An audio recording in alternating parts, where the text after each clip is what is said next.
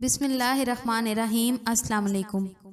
حضرت عثمان بن عفان رضی اللہ عنہ جب کسی قبر پر کھڑے ہوتے تو رونے لگتے، یہاں تک کہ ان کی داڑھی تر ہو جاتی۔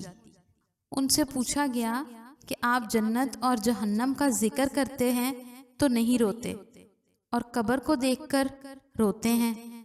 انہوں نے جواب دیا کہ رسول اللہ صلی اللہ علیہ وآلہ وسلم نے فرمایا ہے، قبر آخرت کی پہلی منزل ہے، اگر وہ اس منزل پر نجات پا گیا تو اس کے بعد کی منزلیں آسان ہوں گی، اور اگر یہاں اس نے نجات نہ پائی تو اس کے بعد کی منزلیں اس سے سخت ہیں۔